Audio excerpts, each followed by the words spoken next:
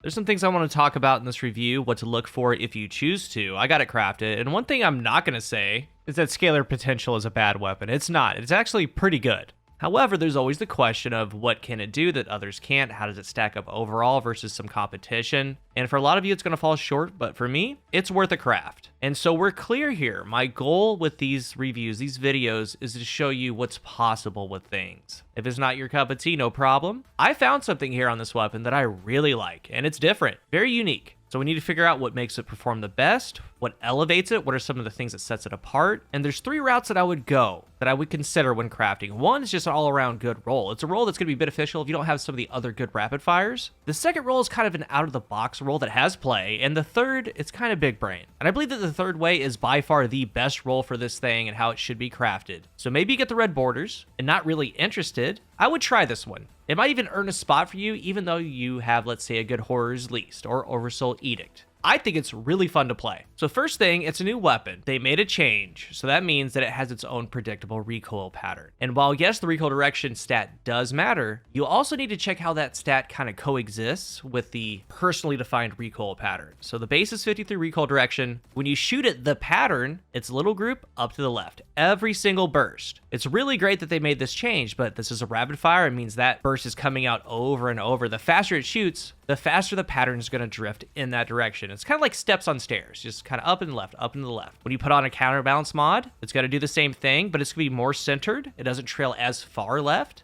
So looking at this, testing this, it made me make a change personally on it. I had Hammer Forged, I went to Extended. That knocks the recoil stat over to the other side for 63, and a counterbalance mod goes to 78. I think it performs a lot better, very consistent. You can go Arrowhead if you want, and with the sandbox changes, there's a lot of thorns now. I do feel that range is fairly important. Things like Hammer Forged, Extended, Small Bore, even Full Bore. And with how they do the recoil patterns now, just mess with the weapon, get used to that recoil pattern, mess with the recoil barrels with the counterbalance mod. It's going to shoot and do the exact same thing every single time. So a lot of it's just kind of realizing and noticing what you need to do. With the perks, third column, Slick Draw, Loose Change, Hipfire, Permeability, Overflow, Inline to Action, Keep Away. Fourth column, Deconstruct, Under Over, High Ground, Focus, Fury, Attrition, Orbs, Golden Tricorn, Head Seeker. With this perk pool, I kind of see, and we can realize it leaves very little to be desired for PvE. There's no Volt Shot, no outstanding perks, but there is one that I think can see play. It's Permeability, Golden Tricorn. And Tricorn is just very easy to get to ×2 in PvE, but with Permeability, using your class ability changes this weapon's damage type to your subclass until the weapon's stowed. So something with Strand. With that roll, who's to say you can't run something like a Cenotaph Warlock with Navigator and this Pulse Rifle, just getting Strand going. So there's some plays to be made with Permeability, Golden Tricorn. There's things like Deconstruct. Honestly, the real winner of that perk, along with its main benefit, is that it partially refills your magazine too. But to me at least, aside from the Golden Perm for PvE, it's more catered to the Crucible. And the first roll I want to go over, it's a strong one, tried and true. The Keep Away Head Seeker roll. Hammer Forged or Extended. You can do Full Bore, Small Bore, whatever you want, just a range perk. Accurized Rounds with the Range Masterwork, Enhanced Keep Away, Enhanced Head Seeker. So Enhanced Keep Away is plus 15 range, plus 35 reload speed. Altogether, the range goes to 72, reload to 70, and 49 stability. Like, that's good, y'all. That's really good on any weapon within this archetype. And with Head Seeker, adding in more range instead of stability is fine, because you do want a little pop in that burst. You want it to rise a little bit to get Headseeker proccing. If the burst is a literal beam with high stability, Headseeker's not going to proc as much. This is just a tried and true combo. The same roll on the Philiotactic Spiral, and that pulls is nuts. Second roll is a little outside the box, and you would only craft it for a certain thing. That's going to be Slick Draw and Head Seeker. They made Slick Draw better not too long ago. It's not as punishing, and Enhanced is even less of a penalty. So what you're getting is a snappy pulse rifle. 100 handling, it has a ready scalar, so it's max aim down sights, snap the finger ADS. Feels really great to use, but we do have that aim assist penalty, and that's where Headseeker comes in. Body shots landed with this weapon increases precision damage and aim assist. So if you put on double targeting, like especially if you put on double targeting, land a body shot, you have the targeting and the aim assist from Headseeker combating what Slick Draw's penalty is. It actually performs really, really well. In the end, you just have a max handling snappy pulse with the Headseeker benefit. It's there if you want to try it. And at this point, I do briefly want to talk about the competition, like this Zen Moment Kill Club Horror's Least, a Monster, or Oversoul Edict Keep Away Sword Logic. Brutal pulses. And these both are arc, and we're not even getting into things that are void or strand, whatever, other rapid fires. Like the sword logic's 20% more damage after kill is great. Horror story, Zen anti-flinch into kill clip, brutal. And earlier when I talked about that first roll, the 73 range, 70 reload, 49 stability, keep away head seeker, it does well in the sandbox. It can compete. So maybe if you can't raid or you don't have any good rolls, go for something like that. But this third roll, I do believe is the true calling. It's kind of insane how it works on this weapon. Really unique. It's kind of like when life gives you lemons type deal. With what was given to us, I think that this is how this should be used and how it can shine. And that involves Focus Fury. Dealing half the damage of the magazine as precision damage grants this weapon bonus damage for an improved duration. That's with enhanced. It lasts for 11 seconds at base, 12 seconds with enhanced. The shot count resets whenever the weapon is stowed. So this has a base 36 magazine, so 12 bursts. That's total. That means you need to land 6 full bursts as precision damage.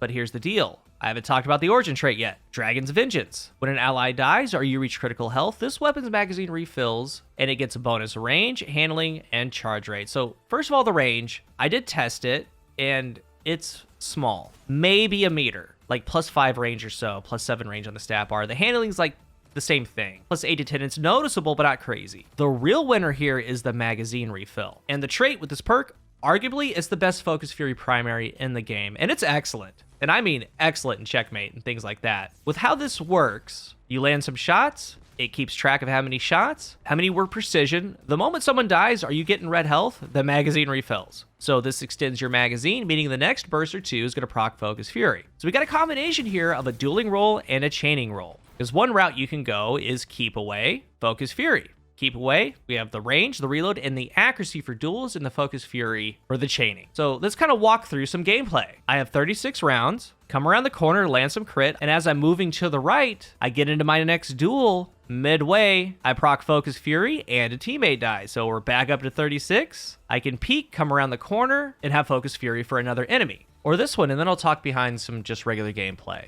At the start of the match, run out. I end up landing some great shots into Blueberry Arcal's cheeks. And I'm not worried about it. I don't reload because seconds later, it's at the start of the game, someone dies. The mag is refilled. Dragon's Vengeance goes up on the screen, and important notes on that later. Come around the corner, I land some crits. There's a couple enemies there, and then I rotate into C-spawn. See an enemy, I land some good shots, some good crits. So at this point, I'm one shot. I'm down to 9 shots in the magazine. I get my health back, and I run back into C. And then I notice that the Dragon's Vengeance timer is gone. So when it's gone, if I go into red health or someone goes down, it's refill time. Sure enough, I get into a duel. Right as the last burst is coming out, someone goes down. The mag is up. Now I'm in Focus Fury. I'm getting that damage. So I clear C out, getting health back, everybody's spawning. My Focus Fury timer runs out, and you think that it's done. It's not. As they come back to the C platform, land great shots. I end up winning the duel, red health. I'm just chilling. And I landed a lot of crits here. And you'll see that I have 0 in the mag. So in the spawn area, I'm safe to just run around, rotate. When you know it, someone goes down. The mag refill. I get into another duel. And at the tail end of that duel, Focus Fury procs. But wait, there's more. Same deal, just running around, landing shots, and all of a sudden, I'm back in another Focus Fury. Like, it is fun, guys. I am really, really enjoying it. It's just Focus Fury and the origin trait, nothing more. But let's dive into Dragon's Vengeance a little bit more. It is up. I mean, up all the time. That means, especially in 6v6, you're going to have that extra range and handling up all the time. And that's why I put on Extended Barrel, because I have the Dragon origin trait giving me handling. It's up so much, you can actually respawn, shoot a shot, and boom, Dragon's Vengeance. It is up all the time. So this is the blessing and the curse. The origin trait is going to keep proccing itself, so it's going to be at 10, 9, 8. Someone dies, it goes back to 10. If the timer's up on the screen, you're not going to get the mag refill, but you will be getting the range and handling. That said, it still happens multiple times a game. There are gaps, and when there's a gap, it's going to proc again, like in those clips that were shown earlier. You see the gaps, the mag is always going to be refreshed. So your job, the only thing you need to do is duel. Just run around and land shots. That's it. Focus Fury will come up. In the ideal scenarios, the first target you see, just land a clean burst on them. 3 crits, more if you can. And the best part, the cool part, all you do is duel. The only thing that you need to pay attention to, maybe when you're recovering or whatever, just see if the dragon timer's on the screen, how close it is, if you need a reload or not.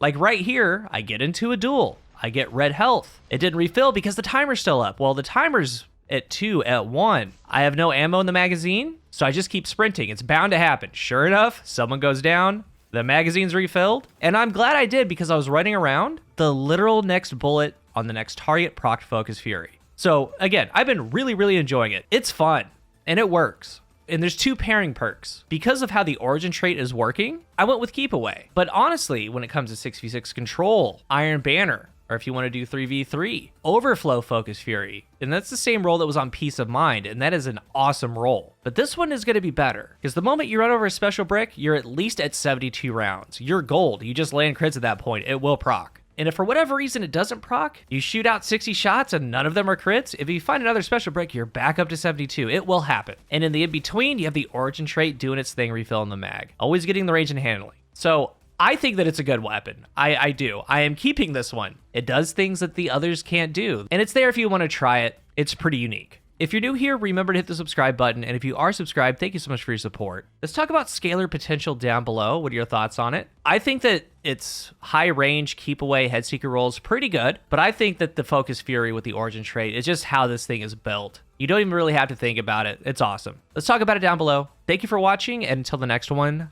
I am CoolGuy.